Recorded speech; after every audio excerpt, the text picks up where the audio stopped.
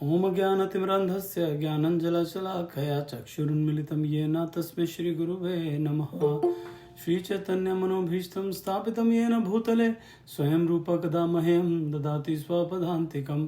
वन्देऽहं श्रीगुरो श्रीयुतपदकमलं श्रीगुरुन् वैष्णवंश्च श्रीरूपं साग्रजातं सहगण रघुनाथान्वितां तं सजीवं साद्वैतं सावधूतं परिजनसहितं कृष्णचैतन्यदेवं श्रीराधाकृष्णपदान् सहगण ललिता श्रीविशाखान्वितांश्च। हे कृष्ण करुणा सिंधु दीनबंधु जगतपते गोपेश गोपिका कांत राधा कांता नमोस्तुते। तप्त कांचन गौरांगी राधे वृंदावनेश्वरी वृषभानुसुत देवी प्रणमामि हरिप्रिये। वाञ्छाकल्पतरुभ्यश्च कृपा सिन्धुभ्य एव च पतितानां पावनेभ्यो वैष्णवेभ्यो नमो नमः। नमो विष्णुपादाय कृष्णपृष्ठाय भूतले श्रीमते कतुदास अधिकारी इति नामिने। नमो विष्णुपादाय कृष्णपृष्ठाय भूतले श्रीमते भक्तिवेदांत स्वामी इति नामिने। नमस्ते सरस्वती देवी गौरवाणी प्रचारिणे निर्विशेषा शून्यवादी पाश्चात्य देशतारिणे। जय श्री कृष्ण चैतन्य प्रभु नित्यानंदा श्री अद्वैत गदाधर शिवासादि गौर भक्त वृंदा। हरे कृष्ण कृष्ण कृष्ण हरे हरे, हरे राम राम राम हरे हरे। ऑलराइट, आज हमें शुरू करना है सेकंड चैप्टर 21 से। That is second chapter Bhagavad Gita के सेकंड चैप्टर और 21 श्लोक जो है उससे शुरू करना है। तो हम पहले देखते हैं हमने पिछली बार कौन सा श्लोक किया था, कहाँ पे हम लोगों ने एंड किया था। श्री कृष्ण भगवान बोलते हैं आत्मा के लिए किसी भी काल में ना तो जन्म है ना मृत्यु। वह ना तो कभी जन्मा है ना जन्म लेता है और ना जन्म लेगा। वह अजन्मा नित्य शाश्वत तथा पुरातन है। शरीर के मारे जाने पर वह मारा नहीं जाता। तो अभी भगवान जो है वो आत्मा और शरीर इनके बारे में बात कर रहे हैं कि जैसे वो बता रहे हैं कि आत्मा जो है वो नश्वर नहीं है, शरीर नश्वर है। तो ऐसा रिलेशन जो है आत्मा और शरीर का, उसके बारे में बात कर रहे हैं। नेक्स्ट 221 वेदा विनाशिनम नित्यम य एनम अजम व्ययम कथम स पुरुषः पार्थ कम घातयति हन्ति कम। हे पार्थ, जो व्यक्ति ये जानता है कि आत्मा अविनाशी, अजन्मा, शाश्वत तथा अव्यय है, वह भला किसी को कैसे मार सकता है या मरवा सकता है। अब इसमें प्रभुपाद जी कह रहे हैं कि शांति का न्यायकर्ता हत्या के लिए दोषी व्यक्ति को मृत्यु दंड देता है। शांति के न्यायकर्ता को दोषी नहीं ठहराया जा सकता क्योंकि वह न्याय संहिता के अनुसार किसी अन्य व्यक्ति को हिंसा का आदेश देता है। यहाँ बात कर रहे हैं जजेस की, कि अगर कोई जज किसी को मृत्यु दंड देता है कि इसको फांसी पर लटका दिया जाए या मार दिया जाए, तो उस जज को अपराध नहीं लगता है अनटिल अनलेस, या मतलब कि जब तक वो जज एक जो न्याय संहिता है, न्याय संहिता मतलब कि न्याय की जो आपकी पुस्तक है या न्याय के जो रूल्स एंड रेगुलेशंस बनाए गए हैं, जब तक वो उन न्याय को फॉलो करता है, उस बुक को, उस रूल्स एंड रेगुलेशंस को फॉलो करता है, उसके अनुसार किसी को वो मृत्यु दंड देता है, तो वो पाप का अधिकारी नहीं है क्योंकि वो अपना कर्म कर रहा है जो कि एक रूल्स एंड रेगुलेशंस में लिखा है। वो अपनी तरफ से कुछ नहीं बना रहा है। ठीक है। तो अच्छा, इसमें दो चीज़ें आती हैं। एक तो है कि चलो ये जो भी प्रभुपाद जी ने बताया कि जो भगवान कह रहे हैं कि आत्मा जो है वो तो अविनाशी है, जन्मा है, शाश्वत है, तो कौन किसको मार सकता है या कौन किसको मरवा सकता है। तो आत्मा तो मर ही नहीं सकती, तो सिर्फ शरीर को खत्म कर रहे हैं। तो लेकिन प्रभुपाद जी इसमें ये इसलिए बता रहे हैं कि उसका, जैसे पिछली बार भी हम लोगों ने बात किया था, कि इसका मतलब ये नहीं है कि कोई भी जाए कि अरे यार शरीर तो कब, शरीर ही खत्म होता है, आत्मा थोड़ी मारती, तो किसी को जाके मार दिया जाए, तो नहीं, उसका मतलब ये नहीं है। इसीलिए प्रभुपाद जी दूसरा एंगल बता रहे हैं कि देखिए, जब हम एक शरीर को खत्म किया जाता है, ठीक है, शरीर को जब शरीर जब खत्म होता है या शरीर को मारा जाता है किसी के को, तो उसमें अगर एक जो न्याय अधिकारी है, जो जज है, वो अगर ये फैसला सुनाता है जिसका ये काम है, तो ये ठीक है। लेकिन कोई और करेगा तो उसको सजा मिलेगी, वो गलत है। ठीक है। तो वो जो भी उस जगह की, उस स्टेट की या कंट्री की जो भी न्याय है, न्याय प्रणाली है उसके अनुसार चलना होता है, उसके बगैर नहीं चल सकते, उसके अलग से नहीं चल सकते उसमें। और दूसरी एक चीज़ जो मैं यहाँ पे बताना चाहूँगा कि जो जजेस हैं, फॉर एग्जांपल जज जो है वो फांसी की सज़ा सुनाता है, या बोला जाए कृष्ण जी ने मार दिया किसी को, एक ऐसी बड़ी कहानी है, थोड़ी सी लोग उसको कंट्रोवर्शियल बना देते हैं। श्री राम जी की कथा है, रामायण में आता है कि एक शूद्र था जो कि तपस्या कर रहा था, तो राम जी ने उसका गला काट दिया था तपस्या करते का। तो अब ये सब जो है, ये जब मारते हैं तो इसका क्या मतलब होता है? जब भगवान मारते हैं तो वो कैसे? एक तो देखिए, भगवान तो जो है वो सबसे ऊंचे जज हैं, पहली बात तो ये न्यायाधिकारी हैं, तो उनका हक बनता है। लेकिन कई बार हम लोगों को वो समझ में नहीं आता कि उन्होंने जो मारा क्यों मारा, तो हम अपनी बुद्धि लगाते हैं, हम अपनी बुद्धि से समझने की कोशिश करते हैं। जैसे कि यही जो एग्जाम्पल मैंने अभी बताया कि राम जी जो है वो एक शूद्र के पास जाते हैं, शूद्र जो तपस्या कर रहा है उसकी गर्दन उड़ा देते हैं, उससे सिर्फ नाम पूछते हैं कि अच्छा आपका नाम ये है, कहता हाँ आप शूद्र हैं, हाँ, तभी उसकी गर्दन उड़ा देते हैं।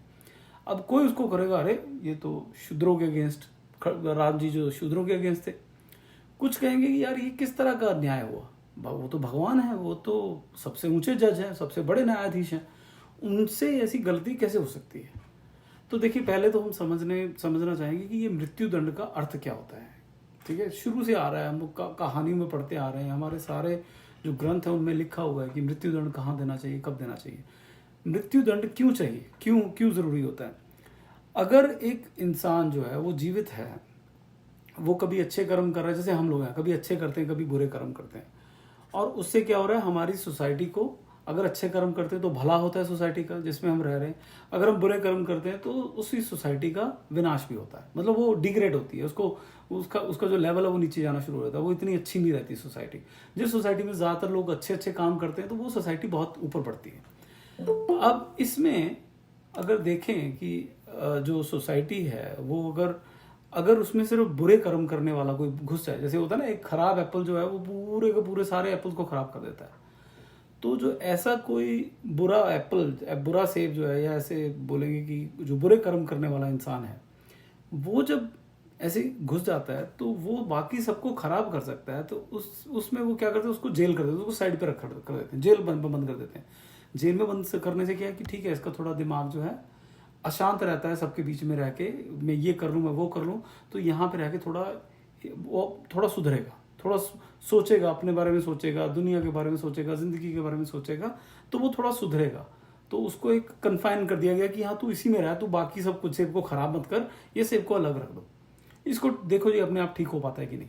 अगर वो ठीक हो गया तो बहुत बढ़िया, उसको ठीक वाले लोगों में दोबारा डाल दो। अगर वो ठीक नहीं हुआ तो उसको वहीं पड़ा रहने दो। कुछ होते हैं कि कहते हैं कि यार इसको पकड़ा, इसने कुछ खराब किया लोगों को, अब ये जो है इसके ठीक होने के चांसेस ही कोई नहीं है, क्योंकि इसने बहुत ही बुरा कर चुका, तो उसको खत्म कर दिया जाता है। अब यहाँ पे एक दूसरा तरीका क्या है सोचने का, कि जब एक हम लोग क्या है, we are all from good karmas bad karmas, अच्छे कर्म और बुरे कर्म, राइट। तो वो सब करते हैं। हमारे जो अच्छे कर्म है उससे हमें भगवान की प्राप्ति होती है, उससे हम भगवान के पास जाते हैं, उससे हम वापस जाते हैं। जो बुरे कर्म हैं, अगर मैंने आज एक बुरा कर्म किया, मुझे किसी ने नहीं रोका या मुझे किसी ने नहीं बताया कि यार ये बुरा कर्म है, मैं करता जाऊंगा, फिर मुझे किसी ने बताया, लेकिन अब मुझे मेरी वो आदत पड़ गई है, मैं करता गया। अब किसी ने आगे मुझे समझाया कि नहीं ये अच्छा नहीं होता, तू मत कर, मैंने नहीं मानी। उस केस में क्या है, इट्स बेटर टू कि मेरे को अगर भगवान आके खत्म कर दें या किसी तरीके से मैं खत्म हो जाए, तो उससे क्या होगा कि मेरे जो बुरे कर्मों की लड़ी लगी हुई है ना, जो मैंने बुरे कर्म करे जा रहा हूँ वो खत्म हो जाएंगे। अब मैंने मान लो 10 बुरे कर्म कर दिए अभी तक, अगर मुझे या जिसको भी उसको खत्म नहीं किया गया उस समय पे, तो उसके जो कर्म है ना बुरे कर्म, वो 10 से 11 हो जाएंगे, फिर 12 हो जाएंगे, फिर 13 हो जाएंगे। अब 10 कर्मों में उसको मान लो बुरे कर्मों में उसको सजा मिल चुकी है ऑलरेडी, उसने इकट्ठी कर ली है, नरक में 10 साल उसको काटने हैं। अब वो जितने कर्म करता जाएगा, एक साल और बढ़ता जा रहा है, इसीलिए उसको मार दिया जाता है, ताकि उस टाइम पे 10 कर्म के बाद ही जैसे मार दिया अगर उसको, तो उसकी जो नरकों की सजा वो 10 साल की ही रही। लेकिन अगर किसी ने नहीं मारा, उसको छोड़ दिया कि नहीं हमें नहीं मारना चाहिए किसी को, तो वो क्या है, वो पाप करता जा रहा है। उसके 10 के 20 हो गए, 20 के 30 हो गए, 100 हो गए, 200 हो गए, 400 हो गए, वो 400 साल तक नरक में बैठेगा। अब अगर हम बिग पिक्चर देखें या लॉन्ग टर्म की सोचें या बिग पिक्चर देखें, तो उसमें हमें ये समझ में आता है कि यहाँ पे नरक में जाने की मतलब आपका ये शरीर तो छोड़ दिया आपने, इसमें तो जो भी बुरे कर्म कर रहे थे, उससे ईर्ष्या थी, उससे घृणा थी, उससे वैर था, उससे ये था, वो करते करते हम लोगों ने जो भी बुरे कर्म किए वो तो 20 25 30 40 50 60 में भी 80 साल तक वो करते रहे हम। लेकिन उसके बाद जो हजारों साल हमें झेलने हैं नरक में या बाकी जगह पे, वो हमारी हालत खराब कर देंगे। उसको बचाने के लिए जो न्याय संहिता बनी है या ये जो रूल्स एंड रेगुलेशंस बने कि खत्म कहाँ पे करना है किसी इंसान को, वहां पे कि इसकी कोई गुंजाइश नहीं है कि ये सुधर सकता है, वहां पे खत्म कर दो फिर उसको। जैसे कि वाल्मीकि देव जी, वाल्मीकि ऋषि जी जो थे वो डाकू थे पहले, इतनी बहुत ही डकैती करते थे, लूट लूट चोरी चकारी, मारना कत्ल कर देना सब करते थे। अब ये अपने नारद मुनि जी आए, उन्होंने एक बार समझाया, वो समझ गए। अगर वो नहीं समझते वहां पे, नारद मुनि जी से भी नहीं समझते, तो क्या होता आपको लगता है? उससे बेटर होता फिर उसको उसके हाल पे छोड़ने से अच्छा होता कि उसको वहीं पे खत्म कर दिया जाता, ताकि उसके जितने भी गंदे उसने कर्म किए हैं वो वहां पे खत्म हो जाएं, उससे आगे ना बढ़े। क्योंकि आगे उसकी जिंदगी जो है, ये जिंदगी है हमारी अच्छे अच्छे कर्म करने के लिए और भगवान के पास जाने के लिए।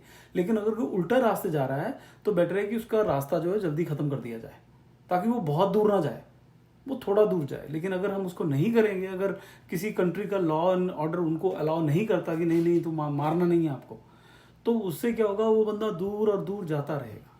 तो हमारी जो वैदिक संस्कृति में, जो सनातन धर्म में हमारी जो न्याय संहिता बनी है या रूल्स एंड रेगुलेशन बने हैं न्याय के लिए, वो इसके अराउंड है कि भगवान से कोई कितना दूर या कितना पास जा रहा है। क्योंकि अगर कोई भगवान के पास जा रहा है तो वो सोसाइटी के लिए बहुत अच्छा है बाय डिफॉल्ट, क्योंकि वो जो जो कर्म करता है उसको करने के लिए, भगवान के पास जाने के लिए, वो सोसाइटी के लिए बहुत अच्छा है। और जो बंदा जो है दूर जा रहा है, वो ज़्यादातर कर्म जो उसमें करेगा भगवान से दूर जाने के लिए जो कर रहा है, उसमें ज़्यादातर कर्म ऐसे होंगे जो भगवान से उसको लाइक सोसाइटी के लिए खराब ही होंगे। ठीक है जी, चलिए आगे बढ़ते हैं। तो ये मैं, अच्छा हाँ, मैं जो एग्जाम्पल जहाँ से शुरू किया था मैंने, जो श्री राम और वो शूद्र था, उसमें ये था कि त्रेता युग में ये होता था कि शूद्रों को अलाउड नहीं था ये तपस्या करना। उनके हर एक युग के अलग अलग नियम होते हैं। अभी जैसे इस युग के कुछ नियम हैं, ऐसे ही सतयुग के नियम थे, द्वापर के भी नियम थे, अपने अपने नियम है कि किसी युग में ये मेजर होता है। जैसे कलयुग में बोला जाता है कुछ और करने की जरूरत नहीं है, सिर्फ संकीर्तन करो, आप नाम संकीर्तन करो, हरि नाम संकीर्तन करो, इसके अलावा कुछ करने की जरूरत नहीं है। लेकिन बाकी जो है उनमें आपको अलग अलग है। किसी में है कि हवन करो तो ज़्यादा अच्छा है, किसी में है मूर्ति पूजा ज़्यादा अच्छा है, किसी में है कि तप करो वो ज़्यादा अच्छा है। लेकिन हर एक में ये भी है कि कौन कर सकता है और कौन नहीं कर सकता है। कि एक शूद्र है, तब क्या हुआ था, ये कहानी ऐसे है कि एक शूद्र जो है वो तप कर रहा था, उसकी वजह से पूरा जो इकोसिस्टम है पूरा जो है वो सारा बिगड़ गया। और बिगड़ इसलिए गया कि वो जो जब एक शूद्र वो कर रहा है, ये तपस्या कर रहा है, ऐसा नहीं कि बाकी आज तक कोई शूद्र नहीं हुआ जिसने तपस्या नहीं की थी, लेकिन वो शूद्र जो है वो उसी अपने जो शूद्र के तरीके का जो रहन सहन है उसके अकॉर्डिंगली वो कर रहा था वो तप। शूद्र का रहन सहन क्या होता है, थोड़ा सा इतना साफ सफाई नहीं होती है, अशुद्ध तरीके से तप कर रहा है। वो किस तरह का तप कर रहा था वो तो मैं नहीं पूरी तरह से जानता, लेकिन उसका तप जो था वो उल्टा चल रहा था। उसकी वजह से पूरा इकोसिस्टम गड़बड़ा रहा था, सब जगह प्रॉब्लम्स आ रही थी कि वहाँ पे जैसे महामारी आना शुरू हो गया, या बिन बिन मौसम बरसात शुरू हो गई, इस तरह की चीज़ें आनी शुरू हो गई। और राम राज्य चल रहा था, सब कुछ एकदम परफेक्ट चल रहा था, एकदम से ये सब आया तो समझ में नहीं आया क्या हुआ। तब उनको पता लगा कि कोई शूद्र जो है वो ऐसे तपस्या कर रहा है। तो भगवान वहां पे गए, उन्होंने उनका सिर काट दिया। उस सिर काटने का ये था कि अगर इसको मैं रोकूंगा ये रुकेगा नहीं, क्योंकि उसको पता है, उसने पढ़ा हुआ, उसको पता है कि उसको ये सब नहीं करना चाहिए, लेकिन फिर भी वो कर रहा है। उन्होंने उसका सर काट दिया। उससे दो फायदे हुए, एक तो हुआ उसके जितने पाप कर्म थे वो वहीं पे कट गए, दूसरा बिकॉज वो भगवान के हाथ से मरा तो वो तो चला गया धाम वापस, वो तो वापस अब जन्म नहीं लेगा, उसने जो करना था वो कर दिया। लेकिन भगवान ने वो सारा जो एनवायरमेंट है उसको साफ कर दिया, और वो क्योंकि तप कर रहा था भगवान का, उसी भगवान के हाथों उसकी मृत्यु हुई, तो वो तो चला गया वापस भगवान के घर। ठीक है, तो भगवान इस तरह से एक तीर से बहुत सारे निशाने लगाते हैं, वो हमें समझ में नहीं आता है। भगवान का कोई भी काम जो होता है वो वन डायमेंशनल नहीं होता है। हमें लगता है कि हाँ भगवान खा रहे हैं तो हाँ वो अपना पेट भरने के लिए खा रहे हैं, वो बहुत कुछ और करने के लिए कर रहे हैं। तो जो भी एक काम करते हैं वो एक ही काम से 50 चीज़ों को सॉर्ट आउट कर देते हैं, सही कर देते हैं। ठीक है जी, एनीवेज, तो एग्जाम्पल लंबा हो गया थोड़ा। नेक्स्ट 222, वांसासी जीर्णानि यथा विहाय नावानि गृह्णाति नरोपराणि तथा शरीराणि विहाय जीर्णा नयन्यानि सम्याति नवानि देहि। जिस प्रकार मनुष्य पुराने वस्त्रों को त्याग कर नए वस्त्र धारण करता है, उसी प्रकार आत्मा पुराने तथा व्यर्थ के शरीरों को त्याग कर नवीन भौतिक शरीर धारण करता है। ठीक है, ये हम लोगों ने बचपन से पढ़ी हुई बातें कि जो इंसान है वो ये शरीर को कपड़ों की तरह बदलता है। लेकिन कभी बैठ के सोचिएगा इस बारे में, इसका अर्थ क्या है। हम लोग पता नहीं कितने कपड़े बदल चुके हैं उस हिसाब से। हम लोग कौन है? हमें आत्मा। ठीक है, हम ये शरीर नहीं है। हम कितने कपड़े बदल चुके हैं। वो कपड़े अलग अलग हैं, कोई औरत का कपड़ा, कोई मर्द का कपड़ा था, कोई जानवर का, कोई शेर का, कभी गीदड़ का, कभी कुत्ते का, कभी एक छोटे पंछी का या छोटे एक कीड़े का। हर तरह का हम लोग ये कपड़े बदलते रहे हैं। और कपड़े कैसे बदले जाते हैं? अपनी इच्छाओं के अनुसार होते हैं। इच्छाओं मतलब जब आगे आएगा ये, जो मरते हुए जिस बारे में हम सोचते हैं हमें वही जन्म आगे मिलता है। ठीक है, एनीवेज, तो एक बार प्रभुपाद जी ने जो लिखा है इसमें वो पढ़ते हैं। प्रभुपाद जी कहते हैं कि आत्मा का दूसरे शरीर में स्थानांतरण परमात्मा की कृपा से संभव हो पाता है। परमात्मा परमाणु आत्मा की इच्छा पूरी करता है, जैसे एक मित्र दूसरे की इच्छा पूरी करता है। इच्छा कैसे? जैसे मैंने बताया ना कि मृत्यु के समय पे आपके दिमाग में जो रहेगा, जो आप सोच रहे होगे, आपको वही मिलेगा। ये पूरा कौन करेगा? आपने तो सिर्फ इच्छा की थी, आपने किया थोड़ी कुछ। कर कौन रहा है? ये परमात्मा कर ले। ये देखिए, एक छोटी सी चीज है, ये संसार जो है ना वो चलता है आपकी इच्छाओं के अनुसार। आप क्या इच्छा करते हो। लेकिन हमारी इच्छाएं जो हैं वो इतनी सारी कॉन्फ्लिक्टिंग होती है, एक दूसरे को तोड़ती हैं। कभी हमें बोलते हैं हमें मीठा चाहिए, साथ ही हमें खट्टा भी चाहिए। हमें चाहिए हमें बहुत तीखा चाहिए, साथ में बड़ा तीखा लग रहा है, हमें मीठा चाहिए। तो हम लोग अपने आप में ही कॉन्फ्लिक्ट रहते हैं। हम आपस में ही मतलब हमारे तर्क जो है एक दूसरे के साथ भिड़ जाते हैं। तो हम क्लियरली सोच नहीं पाते उस बारे में। तो अगर हम सोच पाते तो हम जो चाहते हैं होता वही है। लेकिन हमारी जो ना तो बुद्धि इतनी साफ सुथरी होती है, ना ही हमारा जो मनोबल है वो इतना साफ सुथरा होता है कि ये सब हम कर सकें। एनीवेज, कमिंग बैक हियर, तो जो प्रभुपाद कह रहे हैं कि जो परमात्मा है वो आत्मा की इच्छा पूरी करता है, जैसे एक मित्र दूसरे की इच्छा पूरी करता है। वेद जैसे कि मुंडक उपनिषद तथा साथ ही श्वेताश्वर उपनिषद आत्मा और परमात्मा की तुलना एक ही पेड़ पर बैठे दो मित्रवत पक्षियों से करते हैं। पक्षियों में से एक जो कि आत्मा है, जो हम लोग हैं, पेड़ का फल खा रहा है और दूसरा पक्षी बस अपने मित्र को देख रहा है। इन दो पक्षियों में से यद्यपि वे गुणवत्ता में समान हैं, एक भौतिक वृक्ष के फलों से मोहित है, जबकि दूसरा केवल अपने मित्र की गतिविधियों को देख रहा है। अब ये बात आती है आत्मा और परमात्मा।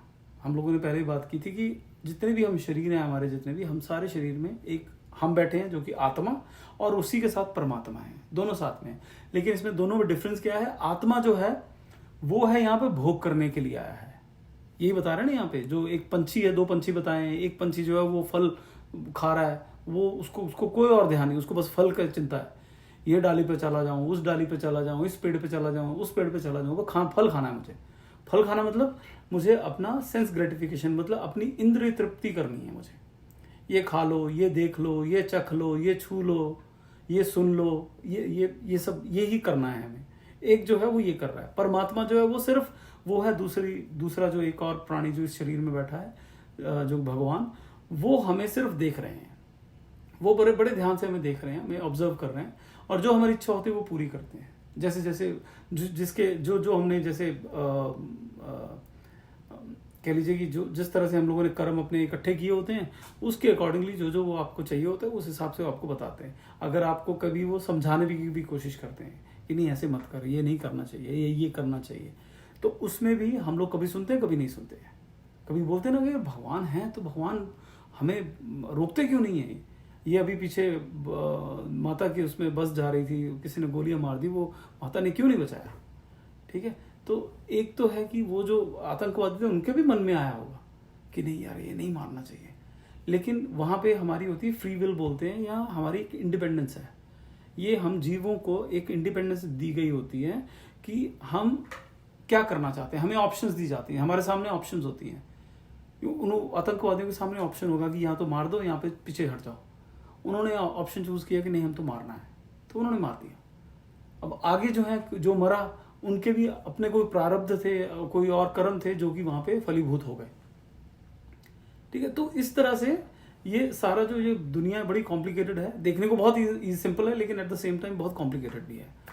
तो एनीवेज, तो हम बात कर रहे थे कि जो आत्मा और परमात्मा है, ये परमात्मा सिर्फ देखता है कि आत्मा क्या कर रही है, और वो बेस्ट फ्रेंड की तरह उसके हमेशा साथ साथ में रहता है। वो सिर्फ वेट कर रहा है कि कब मेरा फ्रेंड जो है ये अपने जो इंद्रिय तृप्ति से खत्म हो, ये फल खाने से खत्म हो और मेरी तरफ देखे और हम दोनों साथ साथ में रहें। सिर्फ इसकी वेट कर रहा। तो वो है भगवान हमारी तरफ देख रहे हैं। एक तरह से अगर दूसरी तरह से देखा जाए, भगवान हमारी तरफ हर टाइम पे देखते रहते हैं। वो सिर्फ वेट करें कि हम कब उन्हें पुकारें कि भगवान मेरा हो गया, मेरे को बस अब आप आपकी शरण में आ गया, मुझे अपनी शरण में ले लो। लेकिन हम क्या है, हम लोग कभी शरण में जाते हैं, एक तरफ देखते हैं, फिर वापस अपने फल चुगना शुरू, फिर थोड़ा सा देखते हैं, फिर अपने फल चुगना शुरू। ठीक है, तो हम लोग इस तरह से काम करते हैं। तो एनीवेज, तो उसके बाद नेक्स्ट 223, नैनम छिन्दन्ति शस्त्राणि नैनम दहति पावकः नाचैनम क्ले दयन्ते आपो ना शोषयति मारुतः। ये आत्मा ना तो कभी किसी शस्त्र द्वारा खंड खंड किया जा सकता है, ना अग्नि द्वारा जलाया जा सकता है, ना जल द्वारा भिगोया या वायु द्वारा सुखाया जा सकता है। तो हम लोगों ने पहले ही बात की इस बारे में कि जो आत्मा है ये इसको दिस इज इनडिस्ट्रक्टिबल, इसको कोई डिस्ट्रॉय नहीं कर सकता, इसको कोई कुछ नहीं कर सकता, इसको कोई खत्म नहीं कर सकता। इसका ना तो जन्म हुआ, ना इसका कभी एंड होगा, ये ऐसे का ऐसा ही रहेगा। ठीक है जी, नेक्स्ट 224, अच्छेद्यो यमदाहयो यमक्लेद्यो शोषय एव च नित्यः सर्वगतः स्थाणुर चलो यम सनातनः। ये आत्मा अखंडित तथा अघुलनशील है, इसे ना तो जलाया जा सकता है, ना ही सुखाया जा सकता है। ये शाश्वत, सर्वव्यापी, अविकारी, स्थिर तथा सदैव एक सा रहने वाला है। ना तो इसको कोई बीमारी लगेगी, ठीक है, ना ये इधर उधर कि अभी मूड स्विंग्स होते हैं इसके, ना तो मूड स्विंग्स होते हैं, कुछ नहीं होता ऐसा। ठीक है, तो ये शाश्वत है, ये हमेशा, हम बोलते हैं ना सत्य चित्त आनंद, जो भगवान है वो हमारा जो शरीर है वो बना है ये हार्ड मास इन सब चीज़ों का, राइट।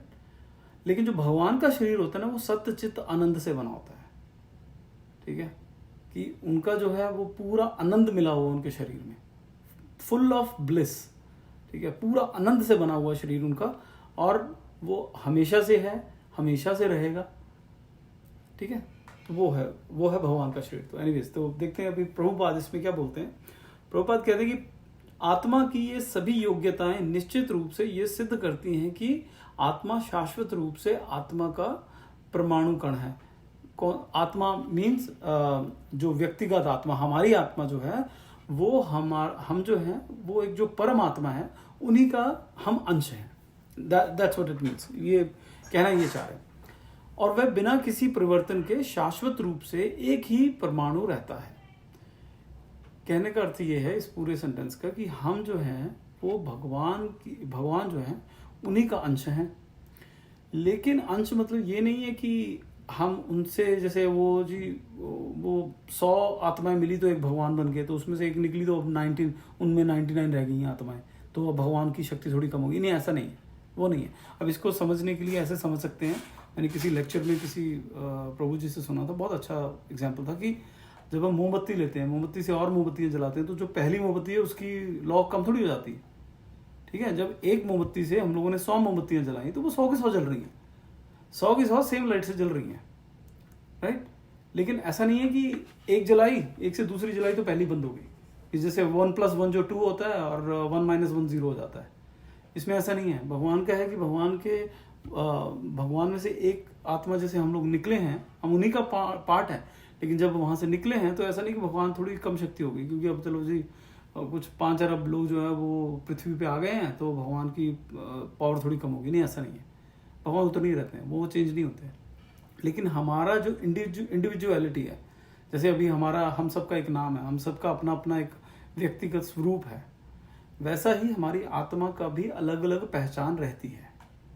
तो यहाँ पे सिर्फ प्रभुपाद ये बात बताना चाह रहे हैं कि जैसे कि जो निराकार हैं, जो निराकार में बिलीव करते हैं, वो बोलते हैं कि मोक्ष का मतलब होता है कि आत्मा जो हमारी है वो भगवान में लीन हो जाती है, तो हमारा अपना जो इंडिविजुअलिटी है वो खत्म हो जाती है। ऐसा नहीं है, वो यहाँ पे प्रभुपाद जी मना कर रहे हैं और बता रहे हैं कि this is what Krishna is telling, कि कृष्णा कह रहे हैं कि आप जो है अपनी जो इंडिविजुअलिटी वो कभी नहीं खत्म होगी आपकी, ठीक है। आपका जो व्यक्तिगत स्वरूप है वो रहेगा हमेशा, सिर्फ आप भगवान के साथ में रहोगे या अलग अलग रहोगे, ठीक है जी। अच्छा, फिर प्रभुपाद जी कह रहे हैं कि इस मामले में अद्वैतवाद के सिद्धांत को लागू करना बहुत कठिन है, क्योंकि व्यक्तिगत आत्मा से कभी भी सजातीय रूप से एक होने की उम्मीद नहीं की जाती है। तो इसमें और क्या है,